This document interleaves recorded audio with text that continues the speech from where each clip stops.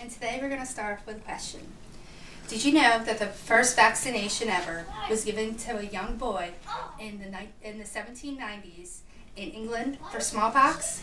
I didn't know this either until I started doing my research. Today I'm going to be speaking to you about something that I have been interested in for over 5 years, childhood vaccinations. I have done much research on the subject, and I was also worried about some of the effects that the shots could have on my child too. This speech will inform you about the history, the confusion parents have, and a few myths and facts about childhood vaccinations. By the end, you will understand the importance of research on vaccinations before your child receives them. Historical awareness is very helpful when you have questions about vaccinating your child. About a century ago, infant mortality rate was 20%, and children under 5 years old, their mortality rate was 5% also. Diseases like pertussis, measles, and smallpox were on the top of the list for childhood killers. Edward Jenner was the doctor who administered the world's first vaccination in 1796 in England. By 1800, 100,000 people in Europe have received a vaccination. It was also gaining popularity in the United States as well. Now that we have a bit of knowledge on vaccine history, let's move on to how they can be confusing to parents. Parents who decline vaccinations believe that they are unsafe and ineffective. They also believe the preventative shots their child received are for mild and uncommon diseases. Most of the parents tend to trust the media and unofficial sources more than they trust their doctors and official sources. Information about vaccines can be confusing, especially when the media is saying one thing and your doctor is saying another. There is controversy over whether or not the vaccines can have harmful side effects. Take, for example, the pertussis vaccine. It has been linked with asthma. The concern is that the vaccine heightens the wheezing disorder associated with asthma. There have been studies done on this in the past with conflicting results.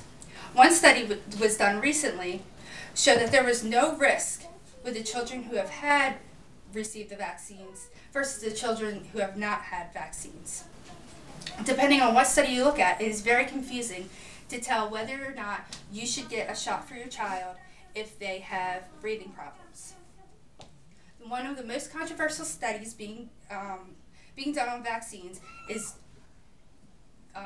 vaccines versus autism. A few years ago, the study was all over the media, making it much more confusing.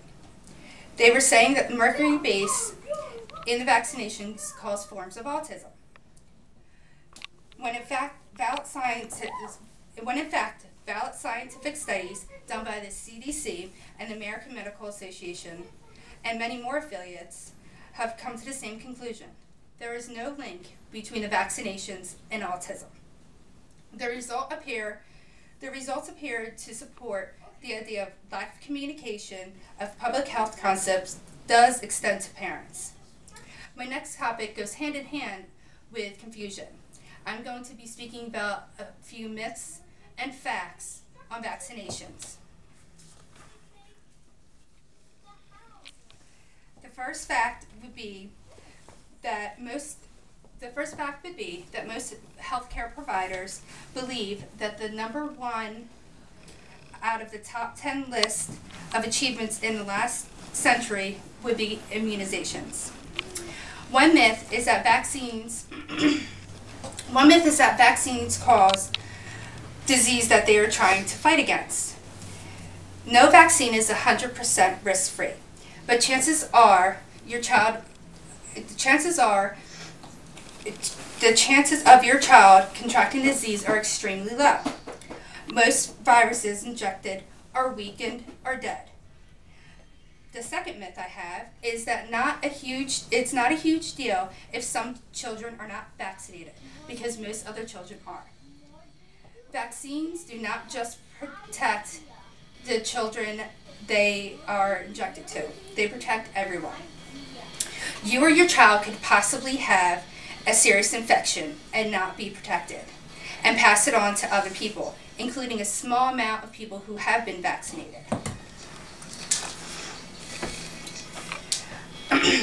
My last myth for today would be, my child does not need a vaccine for the chickenpox because it is a mild virus. This is definitely not true. Chickenpox caused more deaths in children than any other preventable childhood vaccine or disease. One child every week that is not vaccinated dies in the U.S. alone.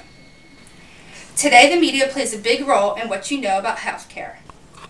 Vaccinations have many misconceptions, but if you research correctly, by finding out your history, talking to your doctor about confusion you have, and finding out what are myths and what's the facts, you should be able to come up with your own conclusions and make your own decisions about vaccinations for your child.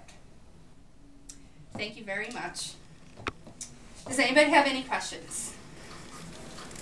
Where did you get your information from? I got my information off of the internet and off of the library, online library from our school. It's called EBSCO-host, and that's where I got most of my information from. Thank you. Did you have any problems finding this, or was it pretty basic? No, actually, the EBSCO-host from the library online, and also I Googled a lot of information. It just came up. There was tons of stuff on vaccines. So it'd be easy if any parent wanted to find this information? Yes. Thank you. What is a vaccine?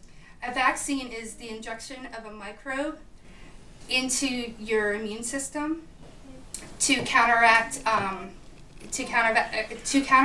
the virus if you happen to come across it.